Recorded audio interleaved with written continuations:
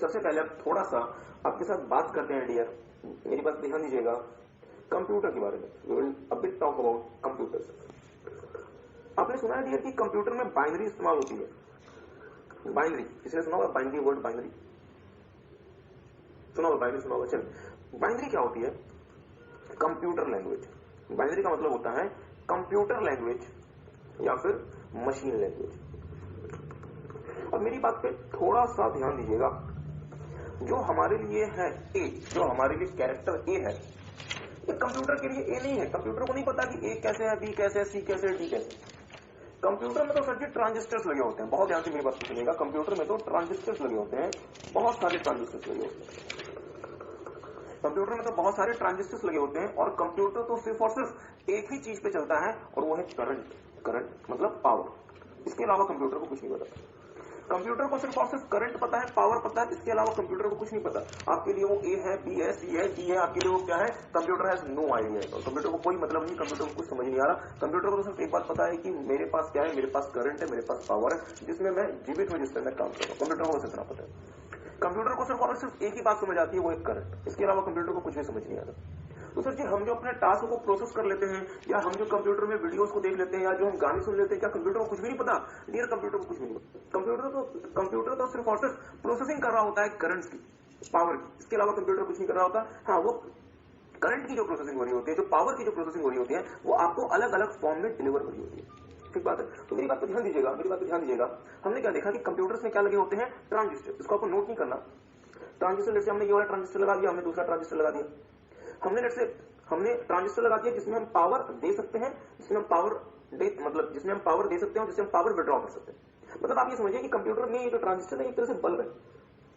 ये क्या है? बल्ब है।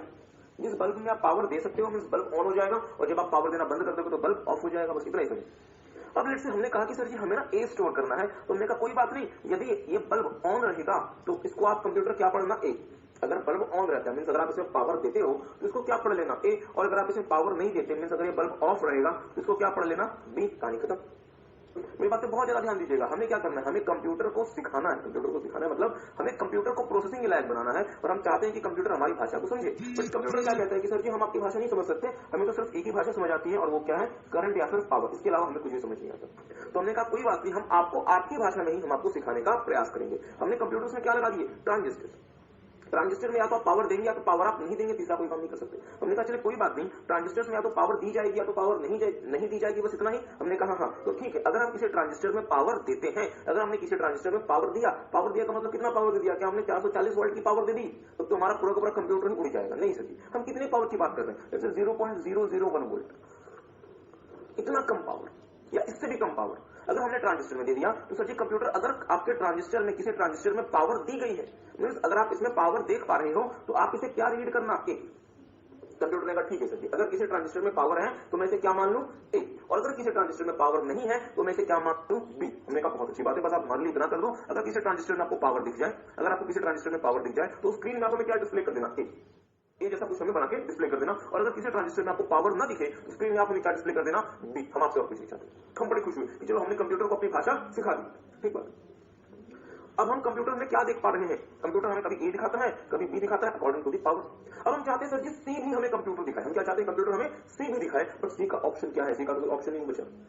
ट्रांजिस्टर में दो ही ऑप्शन थे, या तो पावर दी जाएगी या तो पावर नहीं दी जाएगी। अगर आपने पावर दे दी तो इसे ए पढ़ लेना, पावर नहीं दी तो इसे बी पढ़ लेना। सी कहां से पढ़ेगी? तब परेशानी बन गई मेरे लिए, क्योंकि सर जी मैं सिर्फ दो ही चीजें पढ़ सकता हूं, या तो ए पढ़ सकता हूं या तो बी पढ़ सकता हूं, मैं इसके अलावा कुछ नहीं पढ़ सकता। तो चलो मैंने दिमाग लगा कि चलो मुझे सी भी पढ़ना है। मैंने कहा हाँ, तो ठीक है कंप्यूटर एक काम करना, एक ट्रांजिस्टर से बात नहीं बनेगी, एक ट्रांजिस्टर से बात नहीं बनेगी, तुम ना दो ट्रांजिस्टर को एक साथ पढ़ना। तुम क्या करना? दो ट्रांजिस्टर को एक साथ पढ़ना। अगर दोनों में पावर दी जाए, मतलब अगर दोनों ऑन है, अगर दोनों ट्रांजिस्टर ऑन है तो इसे ए पढ़ लेना। एक ट्रांजिस्टर ऑन है, एक ट्रांजिस्टर ऑफ है तो इसे बी पढ़ लेना। पहला ऑफ हो दूसरा ऑन हो तो उसे सी पढ़ लेना, और अगर दोनों ही ऑफ हो तो उसे डी पढ़ लेना। कंप्यूटर ने कहा ठीक है सर, जब मूवी करके दिख रही है हमें क्या जाता है, आप जो हम कर लेंगे। तो अब कंप्यूटर किसी भी एक कैरेक्टर के लिए कितने ट्रांजिस्टर्स को दिखेगा? दो ट्रांजिस्टर्स को दिखेगा। अगर दोनों में पावर दी गई है, अगर दोनों ऑन है, तो फिर कंप्यूटर आपको स्क्रीन में क्या डिस्प्ले करेगा? दोनों यदि ओके, पहले वाले में पावर दी गई है, दूसरे वाले में पावर नहीं दी गई, तो कंप्यूटर आपको क्या डिस्प्ले करेगा? बी। पहले वाले में पावर नहीं है, दूसरे वाले में पावर दी गई, तो फिर कंप्यूटर आपको क्या डिस्प्ले करेगा? सी। और यदि दोनों में पावर नहीं दी गई तो कंप्यूटर आपको क्या डिस्प्ले करेगा? डी। हमने कहा चलिए सर, हम चार कैरेक्टर्स स्क्रीन में देख पा रहे हैं, A B C D, but हमारा काम हो जाएगा। नहीं, हमने कहा सर कि हमें ई भी देखना है, हमें एफ भी देखना है। तो हमने कहा चलिए कोई बात नहीं, 2 से काम नहीं हो रहा ना, एक काम करते हैं, चार ट्रांजिस्टर को लेकर काम करते हैं। क्या करते हैं हम? 4 ट्रांजिस्टर को लेकर काम करते हैं। Now we will work with the 4 transistor. क्या मेरी बात किसी को समझ आई? अगर आप 4 ट्रांजिस्टर यूज करेंगे तो आप बच्चों ने स्कूल में प्रमोटेशन कॉम्बिनेशन किया होगा, मुझे बताया, अगर आप 2 ट्रांजिस्टर यूज करते हैं तो आप कितने चीजों को रीड कर पा रहे हैं? 4। अगर आप 4 ट्रांजिस्टर यूज करेंगे तो आप कितनी चीजों को रीड कर पाएंगे? 16। आपको बात समझ आई? मींस अगर कंप्यूटर में हम 4 ट्रांजिस्टर्स को एक साथ रीड करेंगे तो हम कितनी चीजों को स्टोर कर पाएंगे? 16। बट सर 16 से ज्यादा चीजों को स्टोर नहीं कर पाएंगे। क्या किसी को मेरी बात समझ आ रही है? तो फिर हम एक स्टेप और आगे बढ़े। हमने कहा सर जी 4 ट्रांजिस्टर से भी काम नहीं चलने वाला, हम ना 8 ट्रांजिस्टर्स को एक बार में रीड करेंगे। तो मुझे बताया, अगर मैं 8 ट्रांजिस्टर्स को एक बार में रीड करूंगा तो मैं कुल मिला के कितने नंबर से, कुल मिला के कितनी चीजें रीड कर पाऊंगा? 2, 3, 4, 5, 6, 7, 8, 32, 64, 16, 32, 64, 256। मतलब अगर मैं 8 ट्रांजिस्टर्स को यूज करता हूं तो मैं कुल मिला के कितनी चीजें स्टोर कर पाऊंगा? 256। क्या मेरा काम हो जाएगा? हो जाएगा, क्योंकि सर जी अल्फाबेट कितने हैं? 26। Upper case, lower case alphabet कितने हैं? वो भी 26। नंबर कितने हैं? 10 मान लीजिए, 0 से लेकर 9। स्पेशल कैरेक्टर मान लीजिए माइनस, प्लस, डॉलर का सिंबल, रुपी का सिंबल। मींस ये सब कुछ हमारे 256 की लिस्ट में कवर हो जाता है। तो फिर दुनिया में यूनिवर्सली क्या प्रिंसिपल बन गया कि हर एक कैरेक्टर के लिए, मतलब हर एक शब्द, हर एक आकृति के लिए आपको कितने ट्रांजिस्टर यूज करने पड़ेंगे? 8। तो क्या सर जी हम अगर ए लिखते हैं, अगर हम ए लिखते हैं जो हमारे लिए ए है, कंप्यूटर को कितने ट्रांजिस्टर्स पढ़ने पड़ते होंगे? 8 ट्रांजिस्टर्स पढ़ने पड़ते होंगे। लेट्स से ए को हम जो ए पढ़ते हैं वो कंप्यूटर के लिए क्या है?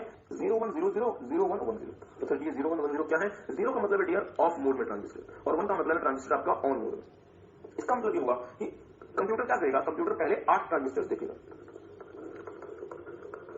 पहले वाले में पावर नहीं है, दूसरे में है, तीसरे में नहीं है, चौथे में नहीं है, पांचवें में नहीं है, छठे में है, सातवें में है, आठवें में नहीं है। और इन 8 ट्रांजिस्टर्स को कंप्यूटर एनालाइज करके आपको क्या दिखाएगा कि सर जी आपके पास क्या स्टोर्ड है? ए स्टोर्ड है।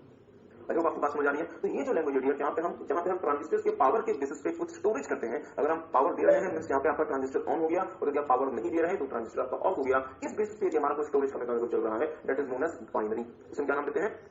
बाइनरी। और क्या आप अब मेरी बात समझ पाए कि अगर हमें ए लिखना है तो हमें कितने ट्रांजिस्टर्स की रिक्वायरमेंट है? 8।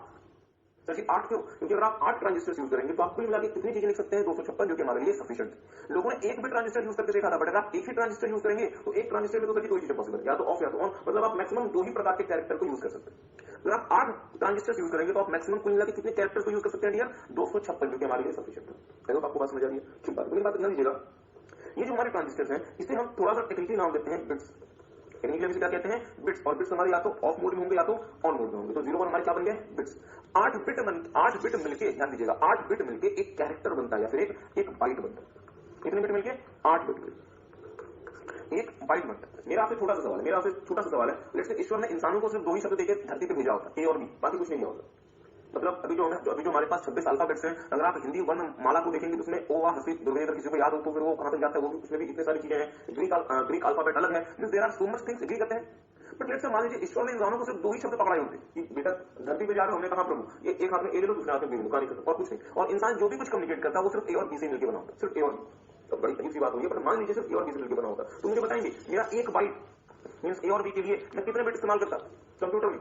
अगर ईश्वर ने इंसानों को सिर्फ 2 ही चीजें दी होती, ए और बी, तो मैं एक बाइट को मींस मैं ए या फिर बी को स्टोर करने के लिए कितने बिट का इस्तेमाल करता? बहुत अच्छा, सिर्फ 1 बिट का इस्तेमाल करता। रीजन क्या है? इस बिट में, इस ट्रांजिस्टर में यदि आप पावर देते हैं तो सर जी कंप्यूटर से क्या पढ़ लेना? ए, और अगर पावर नहीं देते तो फिर कंप्यूटर क्या पढ़ लेना? बी। तो कितना आसान हो जाता है, मींस हमारा 1 बिट हमारा क्या बन जाता? 1 बाइट बन जाता, और जीवन कितना सिंपल हो जाता। तो मुझे बताएं सिर्फ क्या 2 ए और बी से आपका काम चल जाता? नहीं।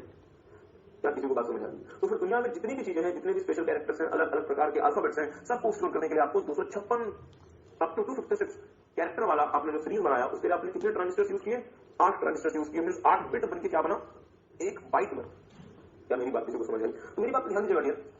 इसका मतलब क्या हुआ कि अगर आपने सुना होगा कि सर जी ये ना एक टीवी की हार्ड डिस्क है। ये हार्ड डिस्क कितनी बड़ी है? एक टीवी की। एक टीवी का मतलब, एक टीवी का नॉर्मल मतलब होता है डियर 1000 जीबी, 1000 गीगाबाइट। कुछ लोग इसे 1024 भी कहते हैं, उसको हम फिलहाल इग्नोर कर रहे हैं। और 1000 जीबी का मतलब होता है 10 लाख मेगाबाइट। ठीक बात है। और 10 लाख मेगाबाइट का मतलब होता है इतने किलोबाइट। ज्यादा हो गया। और इतने किलोबाइट का मतलब होता है इतने बाइट। ध्यान दीजिएगा, इतने बाइट। और बाइट को अगर मैं फर्दर अगर मैं डिवाइड करूं, इसका मतलब ये होगा कि इस एक टीवी के हार्ड डिस्क में कितने बाइट्स को स्टोर करने की क्षमता है, आप देख सकते हैं। मतलब बहुत सारे बाइट्स को स्टोर करने की क्षमता है। ठीक बात है। तो अगर ये मेरा एक टीवी का हार्ड डिस्क जो कि बहुत छोटा सा होता है, अगर वो इतने सारे बाइट्स को स्टोर कर सकता है, तो इसका मतलब क्या हुआ? उस हार्ड डिस्क में कितने ट्रांजिस्टर्स होंगे? इस हार्ड डिस्क में इतने ट्रांजिस्टर जो क्या कर सकते हैं, इतने सारे बाइट्स को स्टोर कर सकते हैं। इसका मतलब जिनके पास भी घर में 1 TB का हार्ड डिस्क है, उसे कृपया घर जाकर तोड़ के खोल के ना देखें, वो ट्रांजिस्टर्स आपको दिखाई नहीं पड़ेंगे, क्योंकि वो इतने ज्यादा उसमें माइक्रो इंजीनियरिंग हुई होती है कि आप उनको अपने आंखों से नहीं देख सकते, उसको आप स्पेशल प्रकार के डिवाइसेस से देख सकते हैं। मींस उस वाले हार्ड डिस्क में इतने सारे ट्रांजिस्टर्स होंगे और हर 8 ट्रांजिस्टर मिलकर क्या बनाएगा, एक बाइट बनाएगा। और ट्रांजिस्टर्स को हमने क्या नाम दे दिया, बिट्स का नाम दे दिया। मींस हर 8 बिट मिलकर क्या बनेगा, एक बाइट बनेगा। और बिट्स हमारे किससे मिलकर बने हैं, 0 या फिर 1। 0 का मतलब क्या हुआ, ट्रांजिस्टर को पावर नहीं दी गई, और 1 का मतलब क्या हुआ, ट्रांजिस्टर को पावर दी गई है, क्योंकि कंप्यूटर हमारा करंट की बेसिस पे काम करता है, उसको और कुछ समझ नहीं आता। आई होप आपको बात समझ आ रही है, क्या किसी को बात समझ आई? तो मेरी बात ध्यान उसके बहुत ज्यादा ध्यान दीजिएगा। आपने लास्ट क्लास में देखा था सर्वर क्या होता है, जहां पे हम डेटा स्टोर कर सकते हैं। कंप्यूटर में कोई भी डेटा, किसी के फॉर्म में डेटा हमेशा सिर्फ एक ही फॉर्म में स्टोर होता है डियर, और वो कहलाता है बाइनरी। क्योंकि कंप्यूटर या फिर सीपीयू को बाइनरी के अलावा कुछ समझ ही नहीं आता। या फिर हमने आपने लास्ट क्लास में देखा था कि आरआईएससी और सीआईसी बेस्ड प्रोसेसर जो होते हैं वो क्या करते हैं बेसिकली, इवन आपने देखा था मशीन कोड्स होते हैं, और मशीन कोड्स भी क्या होते हैं, बाइनरी होते हैं। हम आपको ज्यादा टेक्निकलिटी में नहीं जा रही, बट हम आपको सिर्फ ये बता रहे हैं कि हमारी हार्ड डिस्क में या हमारे सर्वर में या हमारे डेटाबेस में जो भी डेटा स्टोर होता है वो किस फॉर्म में स्टोर होता है, बाइनरी के फॉर्म में स्टोर होता है। और मैं अपनी आंखों से बाइनरी को रीड नहीं कर सकता, मैं उसे बाइनरी को नहीं देख सकता। ओके, ये बात हमने आपको ऑलरेडी चैप्टर नंबर 1 में बताई है, बिल्कुल बहुत अच्छी बात है। हमने आपको क्या बताया है कि डेटाबेस में कोई भी डेटा किस फॉर्म में स्टोर होता है, बाइनरी के, और मैं अपनी आंखों से बाइनरी को नहीं देख सकता। तो सर जी क्या हम डेटाबेस में हाथ डाले वहां से बाइनरी निकाल लें? नहीं, ऐसा बाइनरी नहीं निकाल सकते, आपके सामने कुछ नहीं आएगा, क्योंकि वो बाइनरी कहां स्टोर है, ट्रांजिस्टर्स में स्टोर है, और ट्रांजिस्टर्स आप उखाड़ नहीं सकते। अगर ट्रांजिस्टर एक बार आपने उखाड़ दिया तो फिर वो ट्रांजिस्टर किसी काम का नहीं रहेगा। इसका मतलब ये हुआ कि डेटाबेस से कम्युनिकेट करने के लिए आपको क्या चाहिए, प्रेजेंटेशन लेयर, जो आपको डेटाबेस से कम्युनिकेट करा के देगा। डेटाबेस आपको बाइनरी भेज रहा होगा, बट प्रेजेंटेशन लेयर उस बाइनरी को किस फॉर्म में आपको शो करेगा, आपके नेचुरल लैंग्वेज में से शो करेगा। क्योंकि प्रेजेंटेशन लेयर के पास वो क्षमता है जो कि हर 8 बिट्स को पढ़ के एक कैरेक्टर बना के आपके फॉर्म में आपको डिस्प्ले करेगा। क्या मेरी बात किसी को समझ आई? क्या किसी को बात समझ आ रही है? इसको थोड़ा सा एक्सटेंड करते हैं। मेरे पास डेटाबेस से क्या रहेंगे, बिट्स। और सर जी मेरी स्क्रीन में क्या मुझे बिट्स चाहिए, या मुझे मेरी स्क्रीन में मेरे लैंग्वेज के हिसाब से जो मैं पढ़ सकूं वो चाहिए, मेरे लैंग्वेज के हिसाब से जो मैं पढ़ सकूं वो चाहिए। मींस उसका ये होगा कि बिट्स को किसमें चेंज किया जाएगा, मेरे रीडेबल फॉर्मेट में, मींस मेरे लिए प्रेजेंटेशन जो होगी स्क्रीन में वो मेरे रीडेबल फॉर्मेट के हिसाब से होगी, ठीक करते हैं। और सर डेटाबेस मुझे क्या भेज रहा होगा, बिट्स। आई एम गेटिंग, तो मेरे पास एक चीज काम करती है, मेरे पास जो लेयर होता है वो क्या कहलाता है, प्रेजेंटेशन लेयर। हाँ बिल्कुल सही बात है। और इन दोनों के बीच में क्या काम कर रहा होता है, एप्लीकेशन लेयर। तो आई होप आपको बात समझ आई, आपको बिट्स का कॉन्सेप्ट समझ आया, आपको बाइनरी का कॉन्सेप्ट समझ आया। चलिए बस 1 मिनट में आपको फिर से बता दें, कंप्यूटर में कुछ भी हमें स्टोर करना है तो वो कंप्यूटर कहता है कि सर जी हम आपकी भाषा नहीं बोल सकते, हम आपकी लैंग्वेज नहीं बोल सकते, हम तो सिर्फ मशीन की भाषा बोलते हैं। और मशीन किस पे काम करती है, पावर पे। मशीन किस पे काम करती है, पावर पे, या फिर पावर पे या फिर करंट। या किसी को बात समझी, मशीन सिर्फ और सिर्फ करंट या फिर पावर की बात है। मैं चाह रहा था आप में से कोई बोले, पर कोई नहीं बोला। तो हमने क्या देखा कि मशीन सिर्फ और सिर्फ किस पे काम करती है, पावर या फिर करंट पे काम करती है। मशीन इसके अलावा कुछ भी नहीं सोचती। तो हमने कहा कोई बात नहीं, अगर तुम करंट पे काम करते हो तो हम तुम्हें करंट की भाषा नहीं समझाएंगे। और हम क्या लगा था, और हमने क्या लगा दिया, बहुत सारे ट्रांजिस्टर्स। और अगर हम ट्रांजिस्टर में पावर देंगे तो सर जी इसे क्या पढ़ लेना, ऑन। और अगर पावर नहीं तो फिर ट्रांजिस्टर क्या है, ऑफ। तो हमने कहा सर जी 8 ट्रांजिस्टर्स को रीड करना और उसके पावर के हिसाब से देखना, और उसके अकॉर्डिंग हमें आप ABCD बता दें। बात है। और क्या मुझे बताना चाहेगा सर जी 8 क्यों, सिर्फ एक से काम क्यों नहीं चल जाएगा? अगर हम सिर्फ एक से काम चलाएंगे तो फिर हम सिर्फ 2 कैरेक्टर या फिर सिर्फ हम 2 चीजों को स्टोर कर सकते हैं, या तो ए या तो। हमने फिर 2 से फिर हमने बात की तो फिर कितनी चीजों को स्टोर कर सकते थे, 4 पे हम जाएंगे तो कितना स्टोर कर सकते थे, 16। फिर हम 8 पे जाएंगे तो कितना स्टोर कर सकते हैं, 256। सिंपल परम्यूटेशन कॉम्बिनेशन, ठीक बात है। और 256 हमारे लिए सफिशिएंट है। इसलिए पूरी दुनिया में 8 बिट्स का इस्तेमाल होता है। चाइना ने अपने कुछ अलग से 16 बिट नहीं बनाया, वो भी 8 बिट यूज करते हैं। अगर आपको बात समझ आ रही है, आज की क्लास में ये तो फिर आपको बेसिक से बात बतानी थी, और इसका आज की क्लास में हमारा मतलब रेलेवेंस भी है। आज की क्लास में 2 हम आपके साथ बहुत इंपॉर्टेंट टॉपिक देखेंगे, फिर हमारा जो चैप्टर नंबर 2 है वो खत्म हो जाएगा। एक का नाम है इंफॉर्मेशन सिस्टम लेयर। अब मैं चाहता हूं कि आप पूरी अटेंशन के साथ मेरी बातों को सुनेंगे। और दूसरे का नाम है ऑडिटिंग इन आईटी एनवायरनमेंट, की आईटी एनवायरनमेंट में हम ऑडिटिंग कैसे करते हैं। तो मेरे साथ मेरी बातों को ध्यान से सुनिएगा। हम मूव कर रहे हैं इंफॉर्मेशन सिस्टम लेयर्स में।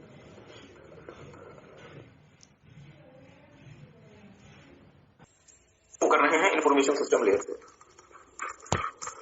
अब बहुत महत्वपूर्ण बातों का समय आ गया।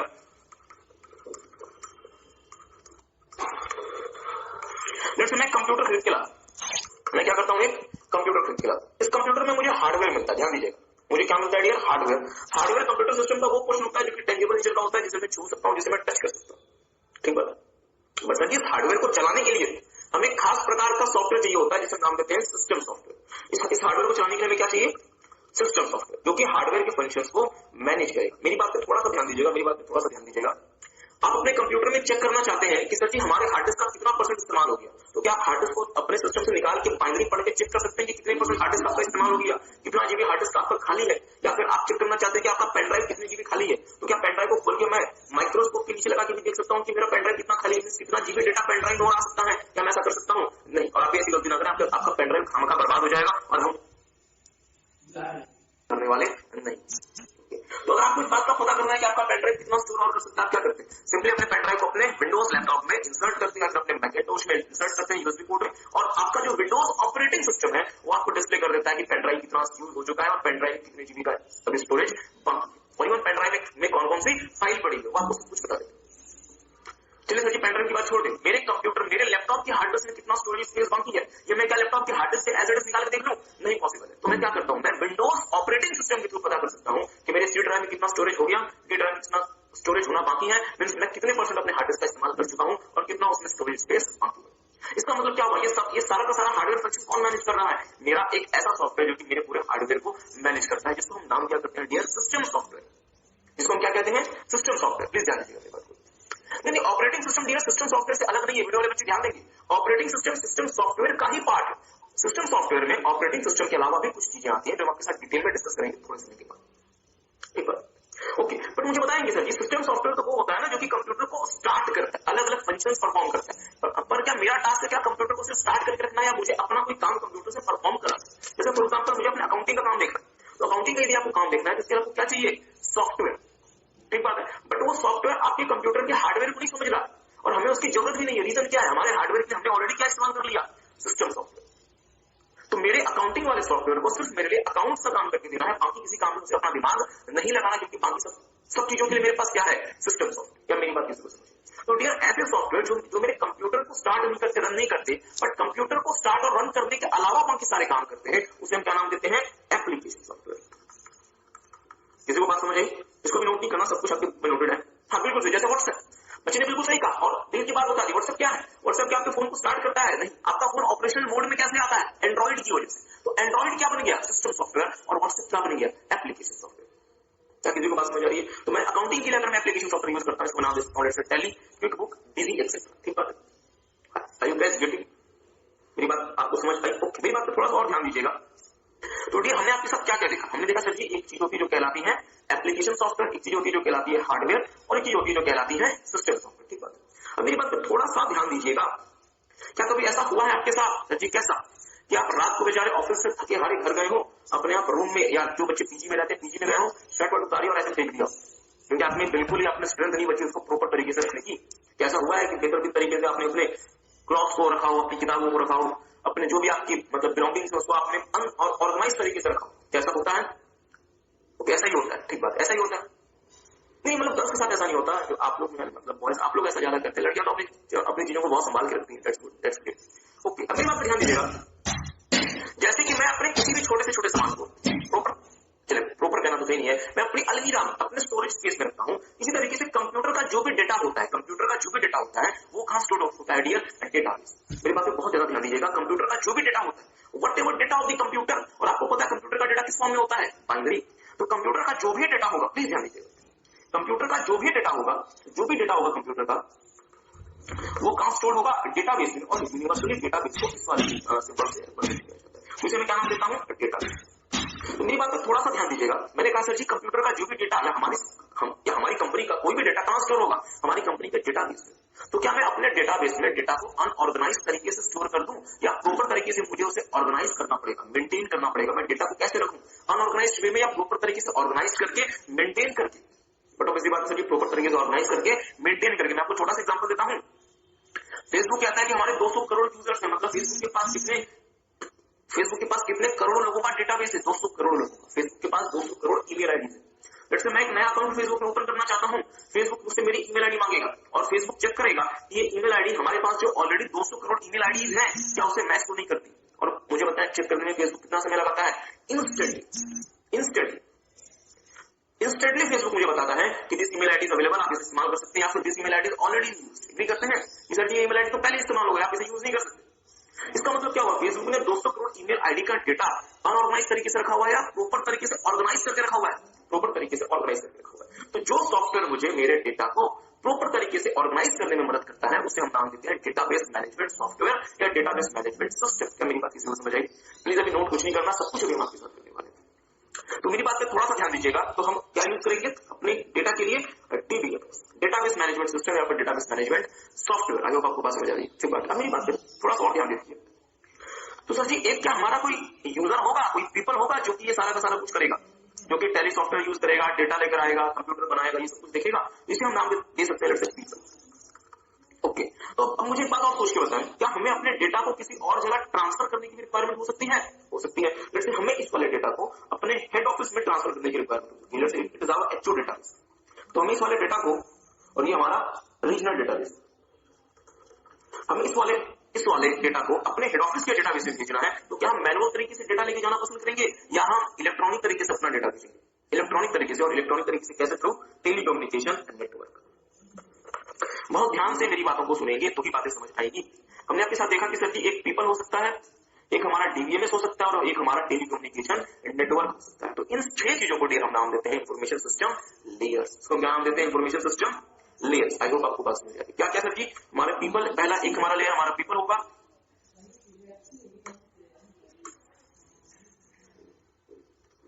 पीपल होगा हमारा पहला लेयर। दूसरा हमारा एप्लीकेशन सॉफ्टवेयर हो सकता है, तीसरा हमारा हार्डवेयर हो सकता है, चौथा हमारा सिस्टम सॉफ्टवेयर हो सकता है, पांचवा डीबीएमएस हो सकता है और छठा टेलीकम्युनिकेशन नेटवर्क हो सकता है। हाँ, आप इसे किसी भी ऑर्डर में याद कर सकते हैं, इसको इसी सीरीज में याद करने की रिक्वायरमेंट आपको नहीं। तो चाहे तो इस वाले फोटो को भी देख लें।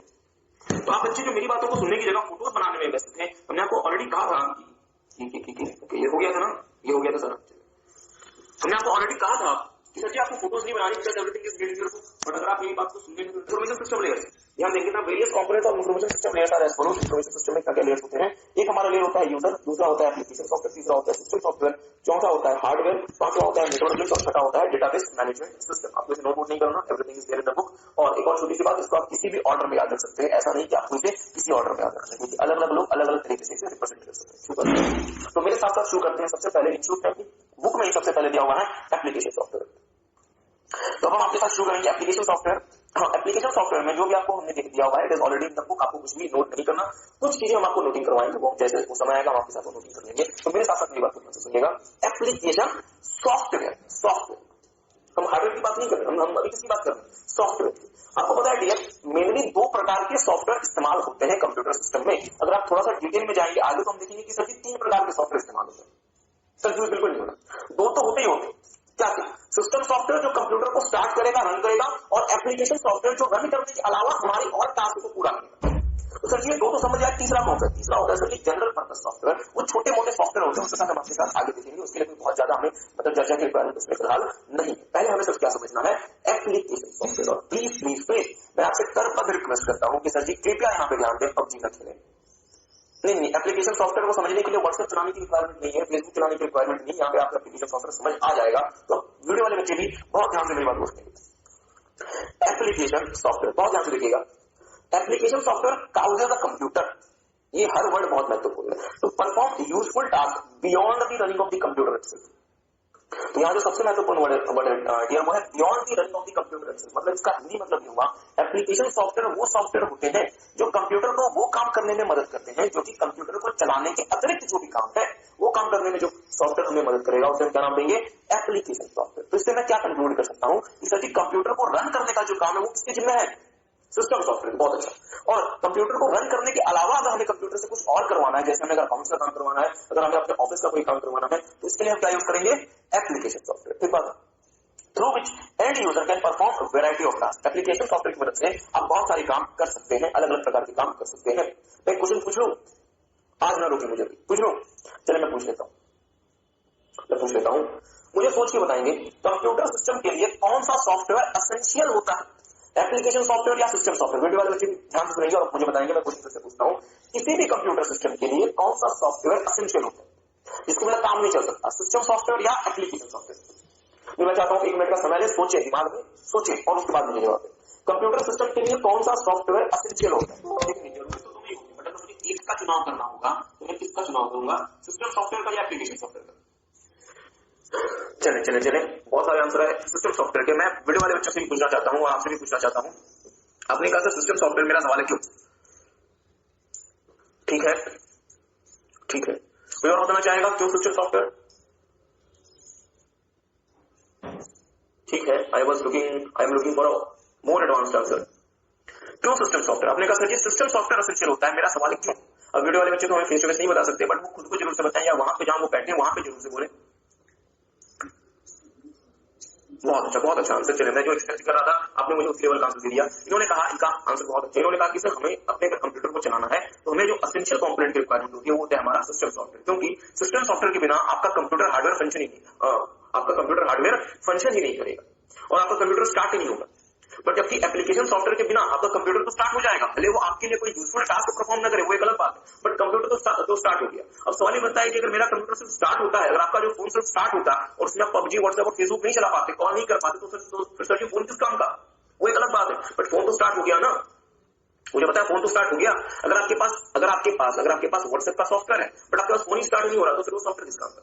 एग्री करते हैं? मतलब ये हुआ कि जो हमारा सिस्टम सॉफ्टवेयर है वो ज्यादा एसेंशियल होता है, क्योंकि वो फोन को स्टार्ट करेगा, आपके कंप्यूटर को स्टार्ट करेगा, जबकि एप्लीकेशन सॉफ्टवेयर स्टार्ट हुए हुए फोन या स्टार्ट हो चुके कंप्यूटर पे आपको अलग अलग प्रकार के टास्क परफॉर्म करके देगा। ठीक बात है, बहुत अच्छा आंसर आपका आया।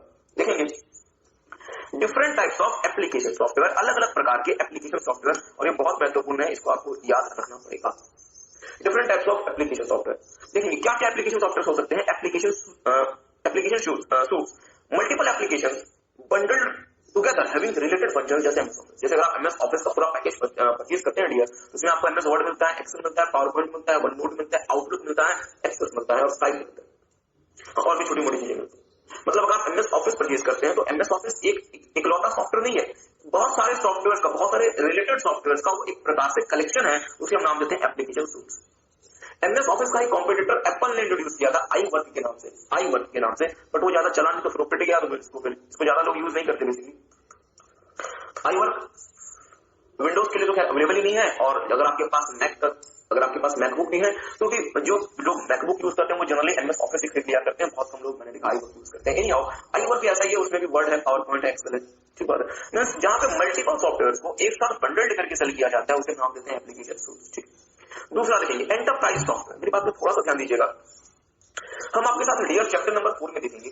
एक होता है एंटरप्राइज सॉफ्टवेयर। एंटरप्राइज सॉफ्टवेयर वो सॉफ्टवेयर होते हैं जिसकी मदद से बड़ी बड़ी कंपनी फंक्शन होती है। अब जैसे फॉर एग्जांपल रिलायंस जैसी इतनी बड़ी कंपनी या एप्पल जैसी इतनी बड़ी कंपनी, उन कंपनीज को चलाने के लिए खास प्रकार के सॉफ्टवेयर डेवलप किए जाते हैं, और वो सॉफ्टवेयर क्या कहलाते हैं? Enterprise software. जैसे sir ji customer relationship management software, enterprise resource planning software, supply chain management software, human resource management software, core banking software, ये सब हम आपके साथ देखेंगे चैप्टर नंबर 4 ऑफ आईटी में। तो ये जो सॉफ्टवेयर होते हैं इंडियन के क्या कहलाते हैं? Enterprise software. तो मुझे एक बात बताएंगे, यदि किसी कंपनी ने ईआरपी बनवाया, एंटरप्राइज रिसोर्स प्लानिंग सॉफ्टवेयर बनवाया, तो ईआरपी सॉफ्टवेयर आपके कंप्यूटर को स्टार्ट करने के लिए बना है या स्टार्ट हो चुके कंप्यूटर पे बाकी काम करने के लिए बना है? सोच के बताएंगे। फिर ईआरपी सॉफ्टवेयर अगर आपने बनवाया अपनी कंपनी के लिए, तो वो आपके कंप्यूटर को स्टार्ट करेगा या स्टार्ट हो चुके कंप्यूटर पे वो बाकी काम करेगा? बहुत अच्छा, स्टार्ट हो चुके कंप्यूटर पे वो बाकी काम करेगा। मतलब ईआरपी सॉफ्टवेयर कंप्यूटर को रन करने का काम नहीं कर रहा था, ऑलरेडी रनिंग कंप्यूटर में अदर यूजफुल टास्क परफॉर्म करेगा। ईआरपी सॉफ्टवेयर क्या कहलाएगा? सिस्टम सॉफ्टवेयर या एप्लीकेशन सॉफ्टवेयर? Application software. बहुत अच्छा। इसी तरीके से CRM, customer relationship management software, supply chain management software, ये सारे क्या होते हैं? जो कि बड़ी कंपनीज की जरूरतों को पूरा करते हैं, इसलिए क्या नाम देते हैं? Enterprise software. आई होप आपको बात समझ। ठीक बात है, बट मेरी बात पे थोड़ा सा ध्यान दीजिएगा, अगर मैं अपनी कंपनी में ईआरपी सॉफ्टवेयर इंप्लीमेंट करना चाहता हूं, बहुत ध्यान से मेरी बात को सुनिएगा, अगर मैं अपनी कंपनी में ईआरपी सॉफ्टवेयर इंप्लीमेंट करना चाहता हूं, मैं अपनी कंपनी में ईआरपी सॉफ्टवेयर इंप्लीमेंट करना चाहता हूं, तो मैं इसे अपने नॉर्मल कंप्यूटर में इंप्लीमेंट नहीं कर सकता। प्लीज ध्यान दीजिएगा, मुझे इसके लिए सर्वर्स परचेज करने पड़ेंगे, क्योंकि मेरे नॉर्मल कंप्यूटर में तो सर इतनी क्षमता ही नहीं है, इतनी कैपेसिटी नहीं है कि वो ईआरपी इंप्लीमेंट करवा दे। तो मुझे इसके लिए क्या करना पड़ेगा? सर्वर खरीदने पड़ेंगे, और उस सर्वर में मुझे खास प्रकार के सॉफ्टवेयर यूज करने पड़ेंगे, जो सॉफ्टवेयर इस ईआरपी के लिए इंफ्रास्ट्रक्चर बनाएंगे। बहुत ध्यान से मेरी बात सुनिएगा। आप लोगों ने फ्लाईओवर बनते हुए देखा होगा, मेट्रो के पिलर्स बनते हुए देखे होंगे। क्या मेट्रो के पिलर एज इट इज बन जाते हैं या पहले उसके लिए फाउंडेशन बनाया जाता है? फाउंडेशन बनाया जाता है और उसके बाद मेट्रो का पिलर खड़ा किया जाता है। एग्री करते हैं? इसका मतलब क्या हुआ? पहले आपने इसके लिए क्या बनाया? फाउंडेशन या फिर इंफ्रास्ट्रक्चर। इसी तरीके से किसी भी ईआरपी सॉफ्टवेयर को चलाने के लिए आपको क्या क्रिएट करना पड़ता है डियर? इंफ्रास्ट्रक्चर। मतलब आपको प्रॉपर सिक्योरिटी मैनेजमेंट करना पड़ेगा। ईआरपी के बाद हमारी कंपनी में डेटा फ्लो बहुत ज्यादा बढ़ जाएगा, इसलिए हमें प्रॉपर डीबीएमएस सॉफ्टवेयर चाहिएगा। आई होप आपको बात समझ आ रही है। और सर जी ये जो सॉफ्टवेयर है सिक्योरिटी के लिए या फिर डेटाबेस मैनेजमेंट के लिए, ये उस एंटरप्राइज रिसोर्स प्लानिंग सॉफ्टवेयर के इंफ्रास्ट्रक्चर को क्रिएट करेंगे जिसके ऊपर मेरा ईआरपी सॉफ्टवेयर बिल्ट होगा। इसे हम नाम देते हैं एंटरप्राइज इंफ्रास्ट्रक्चर सॉफ्टवेयर। क्या मेरी बात किसी को समझ आई? तो टेक सम टाइम, मेरे साथ साथ एक बार देखिए। Enterprise infrastructure software. These software provides capability. Okay, these software provides capacities needed to support the enterprise software system. For example, security software, database management software, system etc. मतलब sir जी अगर मैं एक बड़ी कंपनी में एक ERP सॉफ्टवेयर लगवा दूं, तो क्या मैं अपने अपने नॉर्मल कंप्यूटर में उसे एक्सेस कर पाऊंगा, यूज कर पाऊंगा? नहीं। उसके लिए मुझे अलग से सर्वर चाहिए और उसके लिए मुझे अलग से सॉफ्टवेयर चाहिए, जो सॉफ्टवेयर मुझे असिस्ट करेगा, हेल्प करेगा, मुझे इंफ्रास्ट्रक्चर बना के देगा, जिस इंफ्रास्ट्रक्चर के ऊपर मैं अपना एंटरप्राइज सॉफ्टवेयर रन कर पाऊंगा बिना किसी चीज। आई होप आपको बात समझ आ रही है? ओके, ध्यान दीजिएगा, मेरी बात ध्यान दीजिएगा।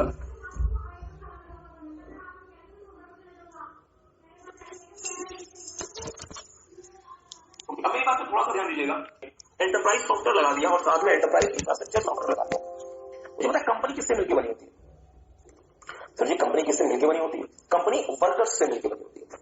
और वर्कर्स को भी क्या कंपनी में काम करना होता है, टास्क परफॉर्म करने होते हैं? हाँ सर। जैसे फॉर एग्जांपल सैमसंग में हजारों एम्प्लॉइज है, लाखों एम्प्लॉइज है, तो सैमसंग एज अ होल अपने आप को चलाने के लिए क्या यूज करेगा? Enterprise software. और उस एंटरप्राइज सॉफ्टवेयर को सपोर्ट करने के लिए क्या लगाएगा? Enterprise infrastructure software. तो सर जी, सैमसंग का जो नॉर्मल वर्कर है वो तो अपने डेस्क में बैठ के काम करेगा, उसे क्या चाहिए? Information worker software. और ध्यान से मेरी बात को सुनिएगा, उसे क्या चाहिए? Information worker software. मतलब ये वो सॉफ्टवेयर होते हैं जो आपके वर्कर्स की जरूरतों को पूरा करते हैं। जैसे एंटरप्राइज सॉफ्टवेयर बड़े बड़े एंटरप्राइज के रिक्वायरमेंट्स को पूरा करता है, इसी तरीके से इंफॉर्मेशन वर्कर सॉफ्टवेयर आपके वर्कर्स के रिक्वायरमेंट्स को पूरा करते हैं। आई होप आपको बात समझ आ रही है। टेक सम टाइम, एक बार देखेंगे enterprise worker software. This software addresses individual needs of creating and managing information for various tasks like spreadsheet, word processor, etc. मतलब अब जैसे फॉर एग्जांपल किसी वर्कर को कोई प्रोजेक्ट रिपोर्ट बनाना है, किसी वर्कर को कोई एनालिसिस करना है, तो फिर वो एनालिसिस कैसे करे? क्या वो कंपनी का ईआरपी इस्तेमाल करना शुरू कर देते हैं? इसके लिए हमें उसे क्या देना पड़ेगा? हमें उसे वर्ड प्रोसेसर देना पड़ेगा, हमें उसे स्प्रेडशीट सॉफ्टवेयर देना पड़ेगा ताकि वो अपनी जरूरतों को पूरा कर सके। ठीक बात। इसके बाद देखिएगा एजुकेशनल सॉफ्टवेयर। जैसे इंस्टीट्यूट में जब आपने रजिस्ट्रेशन करवाया था आईसीआई में, आईपीसीसी के लिए, तो इंस्टीट्यूट ने आपको स्टडी मटेरियल दिया होगा और आपको साथ में एक सीडी दी होगी जिसमें स्टडी मटेरियल पीडीएफ वर्जन में पड़ा होगा। क्या कह रहे हैं? स्टडी मटेरियल नहीं मिला? सही में नहीं हो, अगर नहीं मिला तो जाके ले सकते हैं वहां से। देखिए, these are the software designed for educational purposes like educational studies, CD given by ICI with study material। और जो बच्चे हमसे पेन ड्राइव परचेज करते हैं तो वो भी बेसिकली क्या है, एक तरीके से वो एजुकेशन सॉफ्टवेयर। ठीक है। Content access software. These softwares are primarily used to access content like web browser। अब जैसे फॉर एग्जांपल आपको इंटरनेट से कुछ एक्सेस करना है तो आप कैसे एक्सेस करेंगे? वेब ब्राउजर की मदद से। तो इसके क्या नाम देंगे? Content access software. मेरी बात पे थोड़ा सा ध्यान दीजिएगा।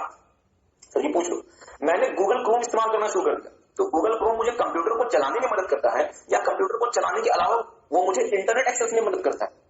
कंप्यूटर को चलाने के अलावा वो मुझे इंटरनेट एक्सेस में मदद करता है। मतलब गूगल क्रोम से कंप्यूटर को स्टार्ट करने का कोई लेना देना नहीं है। मतलब गूगल क्रोम क्या नहीं है मेरा? System software. मींस वो कंप्यूटर को स्टार्ट करने के अलावा काम करता है। It is my application software. और एप्लीकेशन सॉफ्टवेयर में भी किस प्रकार का application software? Content access software. ठीक है। देखिए, इसके बाद मीडिया डेवलपमेंट सॉफ्टवेयर। जैसे ये वो सॉफ्टवेयर होते हैं जिसकी मदद से आप कुछ मीडिया, कुछ आर्ट्स आप क्रिएट कर सकते हैं, जैसे फोटोशॉप हो गया या ग्राफिक आर्ट्स के जो भी सॉफ्टवेयर होते हैं, इसकी मदद से आप कोई मीडिया क्रिएट कर सकते हैं। जैसे आपको कोई प्रोजेक्ट रिपोर्ट बनाने को मिल गया या आपको कोई फोटो बनाने को मिल गई या आपको कोई इमेज ड्रॉ करने को मिल गया, तो इन चीजों के लिए जो आप सॉफ्टवेयर यूज करते हैं that is known as media development software. और फाइनली आप सबका प्यारा एंटरटेनमेंट सॉफ्टवेयर। ये software are used for entertainment purposes like video games etcetera. अब जैसे मान लीजिए कि अगर आप अपने फोन में पबजी खेलते हैं तो सोचिए पबजी क्या फोन को स्टार्ट करने में मदद करता है या फोन को स्टार्ट करने के अलावा एक स्पेसिफिक काम करता है? एक स्पेसिफिक काम करता है मींस वो आपको एंटरटेन करता है। So that is your entertainment software. तो अगर आपसे कोई पूछे कि पबजी क्या है तो आप क्या बोलेंगे कि ये एप्लीकेशन सॉफ्टवेयर है और साथ में एप्लीकेशन सॉफ्टवेयर में भी क्या है? Entertainment software. ठीक है, किसी को बात समझ आई? तो एक काम करेंगे, टेक सम टाइम, एक बार इसे पढ़ लेंगे, एक बार इसे देख लेंगे।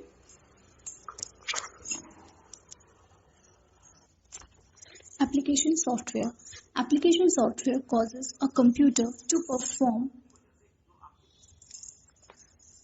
useful tasks beyond the running of the computer itself, through which end users can perform variety of tasks. Different type of application software. First one is application suite.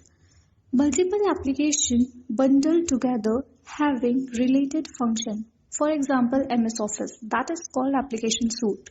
Second one is enterprise software. Enterprise software address enterprise needs. For example, ERP, SAP, CRM, SCM software, etc. Third one is enterprise infrastructure software. Enterprise infrastructure software provides capacities needed to support enterprise software system. For example, security software and database management software. Fourth one is information worker software.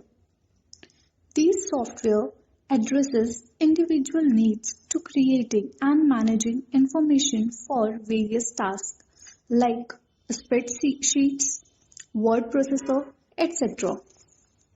Fifth one is educational software. These are the software designed for educational purpose like educational CDs. For example, CDs given by ICAI with the study materials.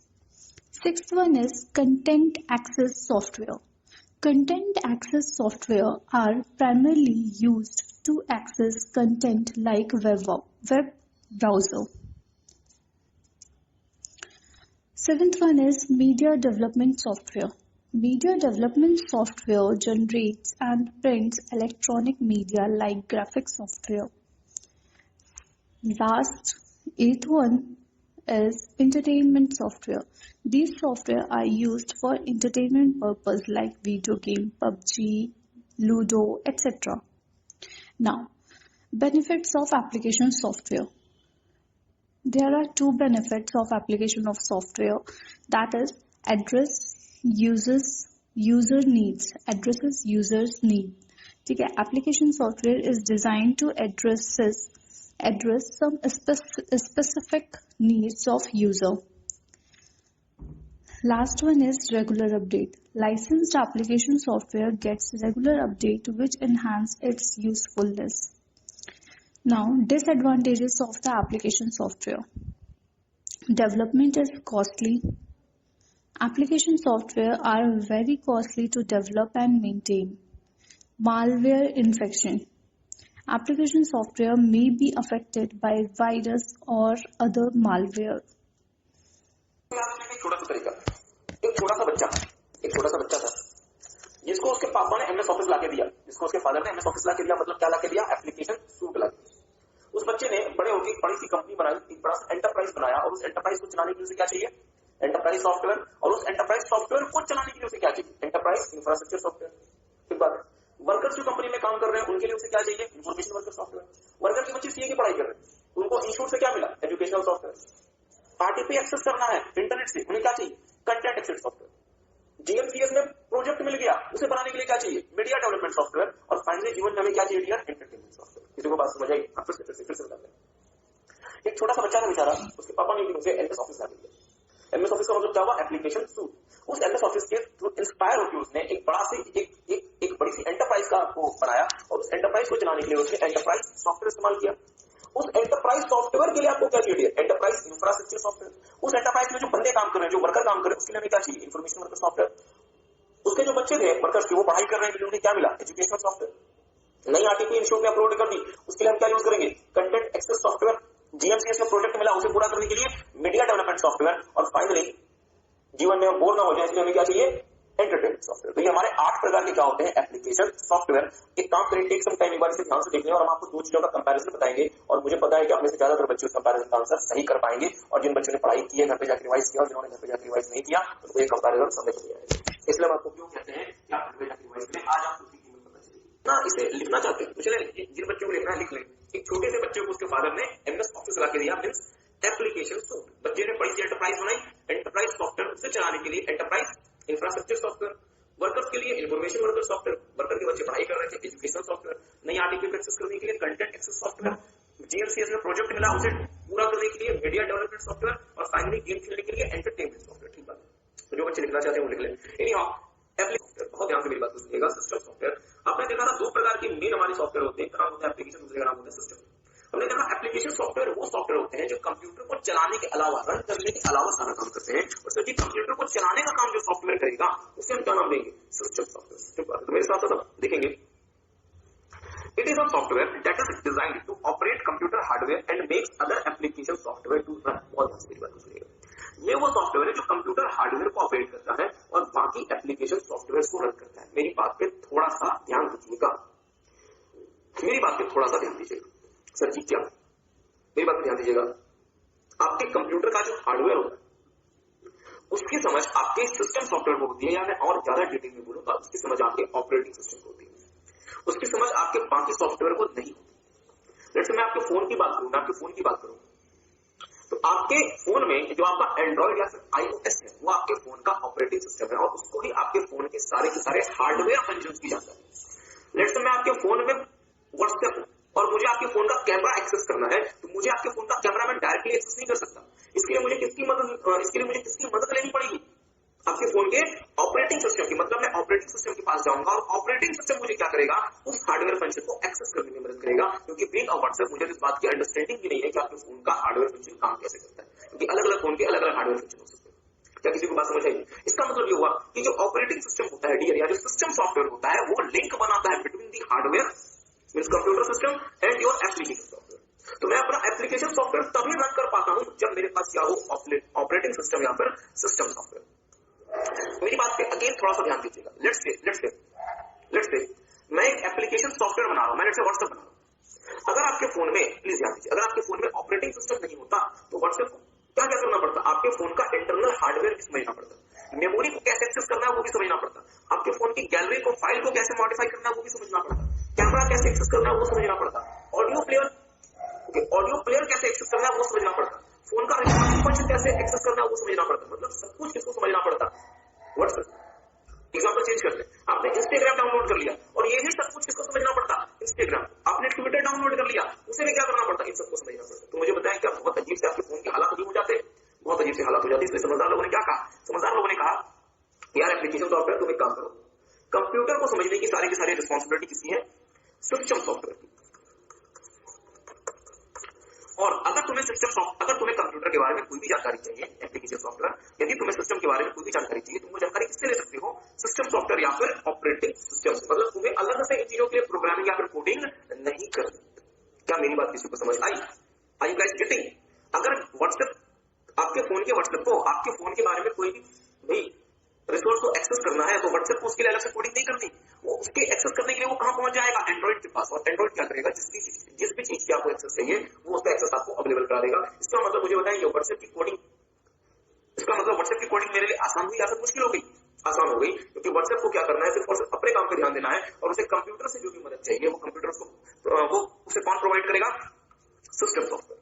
क्या मेरी बात किसी को समझ आई? इसका मतलब ये word कि जो सिस्टम सॉफ्टवेयर होता है वो इंटरलिंक, वो एक लिंकेज बनाता है between the system hardware and the application software. क्या मेरी बात समझ पाए? और इस लिंकेज को बनाने के लिए वो एक खास प्रकार का प्रोग्राम यूज करता है जो कहलाता है एपीआई, एप्लीकेशन प्रोग्राम इंटरफेस। ये आपके साथ थोड़ी देर में देखेंगे, तो मेरे साथ दिखेगा। It is a software that is designed to operate the computer hardware and makes application software to run. मतलब ये कंप्यूटर हार्डवेयर को ऑपरेट करता है और एप्लीकेशन सॉफ्टवेयर को रन कराता है। It works like the soul for the computer. ये कंप्यूटर की आत्मा की तरह से काम करता है। ठीक है। Important system software are operating system, graphics software etcetera. Okay, graphics software etcetera. मेरी बात को ध्यान दीजिएगा। सिस्टम सॉफ्टवेयर में आज के समय डियर सबसे इंपॉर्टेंट जो कंपोनेंट होता है वो आपका कहलाता है ऑपरेटिंग सिस्टम। आपने सुना था पहले कि आपको ड्राइवर इंस्टॉल करने पड़ते हैं, ऑडियो ड्राइवर। जब आप विंडोज इंस्टॉल करवाते हैं तो आपको ड्राइवर भी इंस्टॉल कराने पड़ते हैं, आपको ग्राफिक्स सॉफ्टवेयर भी, मतलब जो ग्राफिक्स को प्रोसेस करे वो भी इंस्टॉल कराना पड़ता है। सुना किसी ने?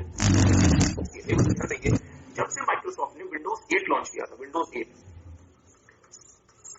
माइक्रोसॉफ्ट ने विंडोज 8 ऑपरेटिंग सिस्टम में ही हर प्रकार का ड्राइवर डाल दिया, हर प्रकार का ग्राफिक सॉफ्टवेयर डाल दिया। मतलब अगर आपने विंडोज 8 अपने सिस्टम में इंस्टॉल कर लिया तो आपको इसके अलावा कोई और ड्राइवर आपको सर्च नहीं करना। अगर आपने विंडोज 10 अपने सिस्टम में इंस्टॉल कर लिया, विंडोज 10 तो है डियर ऑपरेटिंग सिस्टम, बट सारे के सारे ड्राइवर्स और सारे के सारे ग्राफिक सॉफ्टवेयर भी विंडोज 10 में प्री इंस्टॉल्ड होते हैं। इसका मतलब अगर हम देखें तो आज के समय हमारा जो सिस्टम सॉफ्टवेयर है वो अल्टीमेटली क्या बन गया? हमारा ऑपरेटिंग सिस्टम। ऑपरेटिंग सिस्टम ही हमारा क्या बन गया?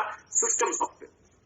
मुझे जहां तक याद आता है विंडोज एक्सपी के जमाने में क्या होता था, विंडोज एक्सपी के जमाने में, जहां तक मुझे याद आता है हमारे ऑफिस में, हमारे सीएसआर के ऑफिस में, जब बाहर से वो बंदा आता था टेक्नीशियन विंडोज एक्सपी को लोड करने के लिए, तो सबसे पहले तो वो विंडोज एक्सपी को लोड करता था। इसके बाद वो साउंड कार्ड इंस्टॉल करता था, मतलब ऑडियो ड्राइवर। उसके बाद फिर वो मदरबोर्ड वाले ड्राइवर इंस्टॉल करता था ताकि आपका सिस्टम फंक्शन कर सके।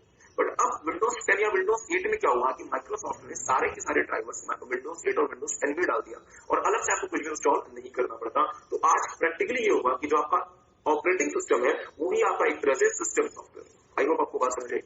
आगे देखेंगे, मेरी बात पर ध्यान दीजिएगा।